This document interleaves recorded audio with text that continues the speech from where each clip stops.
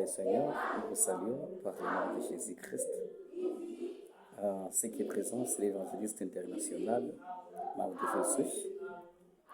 Bien-aimés dans le Seigneur, nous voulons tous vous partager quelques expériences que nous avions eues dans notre parcours ministériel, dans notre trajet de ministère évangélique.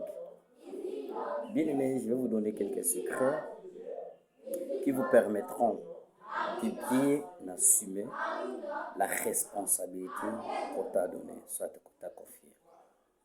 Comme moi, j'ai eu cette expérience à partir de la responsabilité qu'on m'avait confiée en tant que responsable évangéliste international d'une cellule de l'un des églises de Pakonzambemala qui se retrouve en ville province de Kinshasa. Bien-aimé dans le Seigneur, premier secret, si tu veux bien assumer la responsabilité que Dieu vous a tous donnée aussi de ministère, si tu es comme apôtre, comme la Bible nous le dit, moi je suis comme évangéliste, je suis comme un pasteur, je suis comme un docteur. Si vous aussi vous l'êtes, voici les secrets acquis qui peuvent te permettre de bien assumer la responsabilité que Dieu vous a tous confiée en sein de l'Église. Première chose, il faut connaître bien la vision. Quand je suis en train de parler de la vision, c'est-à-dire l'appel que Dieu t'a donné, il faut savoir où est-ce que Dieu t'a appelé. Il faut savoir quel message de votre mission. Bien-aimé dans le Seigneur, si quelqu'un sent la vision, le message que Dieu lui a appelé pour un service quelconque, je te dis et je t'assure, il y a toujours des provisions dans cette mission. Bien-aimé dans le Seigneur, tant de personnes sont en train de vivre dans la vie, soit c'est dans une vie ministérielle, tant qu'ils ne sont plus appelés dans cette vie. C'est pourquoi vous êtes de constater il n'y a pas la progression, il n'y a pas l'élévation. Parce qu'elle s'est donnée, s'est fait entrer dans cette vie sans l'appel de Dieu. Donc, voulez-je dire qu'ils ont pris une vie d'aviation pour être quelqu'un dans un service quelconque. Mais je suis en train de te conseiller en disant que, première chose, il faut savoir d'abord la mission. Quelle vision que Dieu t'avait appelé, quel appel que Dieu t'a appelé. Deuxième chose, bien aimée dans le Seigneur, il faut tout juste demeurer dans la présence de Dieu. Développer une vie de prière du jour au jour. Avoir une vie de montagne. Avoir une vie de consécration avec Dieu à tout moment et à tout temps. Ça, c'est deuxième chose.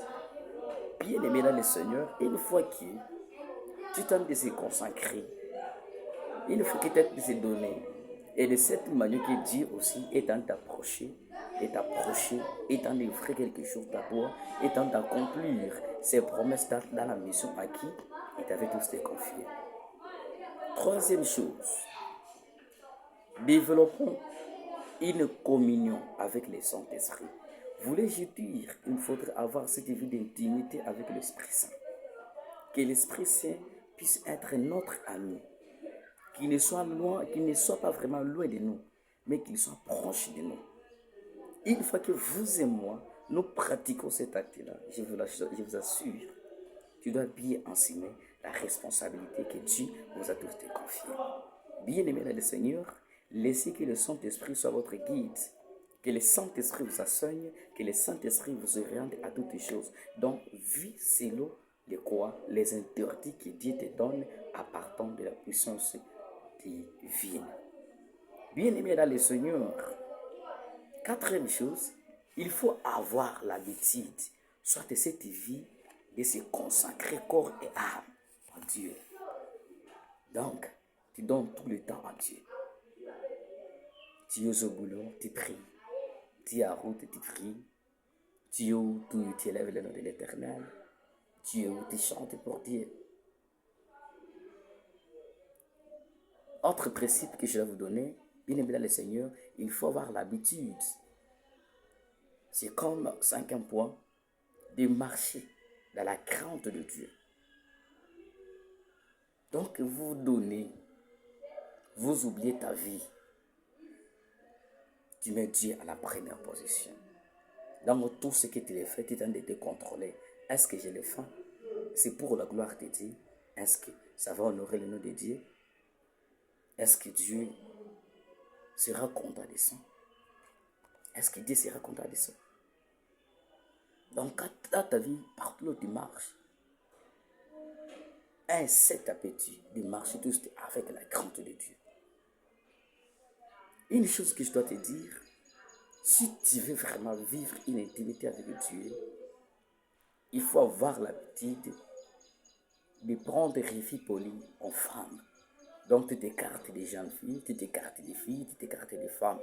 Donc, tu éloignes la vue impudique dans tes pensées. Tu éloignes les pensées des femmes dans ta vie.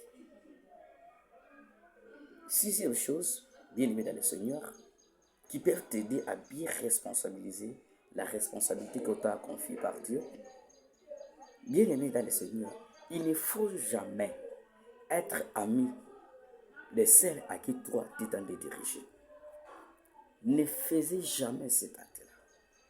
Ne sois jamais l'ami de ce que toi tu t'en es dirigé. Oui, ne te fais pas ami des brebis. Et ne peut jamais accepter facilement les pensées de tes brebis. Voulais-je dire, ne t'en vends pas selon ce que tes brebis te parlent, mais plutôt écoute Dieu plus qu'eux. Donc faites ce que Dieu dit, plus que ce que tes brebis te parlent. Bien-aimés dans le Seigneur, les brebis sont comme des élèves. C'est une chose qui est blessante que j'aimerais tous te dire. Je te dis, les brebis sont comme des élèves. Aujourd'hui, ils peuvent en avoir un enseignant, mais il faut savoir que demain, ces mêmes élèves peuvent changer. Ils peuvent changer de classe, ils peuvent changer des habits, ils peuvent changer des enseignants, ils peuvent changer même l'école. Ils peuvent changer tout. C'est-à-dire quoi, les amis? Un chrétien peut changer l'église. Un chrétien peut changer les pasteurs. Un chrétien peut changer même sa mode de vie. Bien-aimés dans le Seigneur, veuillez saisir ces conseils acquis qui nous sont confiés ce soir pour que nous puissions bien assumer la responsabilité que Dieu nous a confiée. Pour chuter, je dois tous te dire, de toutes choses, prêcher c'est bien, chanter c'est bien, évangéliser c'est bien, donner c'est bien. Mais ce qui surpasse toutes ces choses-là, c'est l'obéissance. Tu peux tout faire, mais si tu n'obéis pas à Dieu, c'est inutile. Tu peux prêcher bien, mais si tu n'obéis pas à Dieu, c'est néant. Jean-Claude disant que il faut avoir la vie de l'obéissance. Écoute Dieu plus que tout le monde. Obéissez en chemin de Dieu. Vous et moi, nous savons les histoires qui passaient. Abraham avait obéi à Dieu. S'il n'avait pas obéi à Dieu, il ne pourrait pas être connu. Job avait obéi à Dieu. Même si tu lis l'histoire, nous ne savons pas même les parents de Job. Nous ne savons pas son origine. Mais compte tenu de son obéissance, de cette vie craintive, nous avons eu l'histoire de Job dans la Bible. C'est pourquoi vous et moi, nous sommes appelés à vivre l'obéissance. Bien aimé dans le Seigneur, l'obéissance surpasse toutes choses. C'est l'évangéliste international Mardoché Souche. Que le Dieu de mon père Haïdi Nabala, que le Dieu de mon père Souche, que le Dieu de Barout, que le Dieu de Branham, que le Dieu d'Obsborne, que le Dieu de Simon Kimbang, que le Dieu qui a travaillé avec Hidaos, que le Dieu de mon père Ergo Haïti soit votre Dieu, qu'il vous bénisse abondamment. Soyez bénis.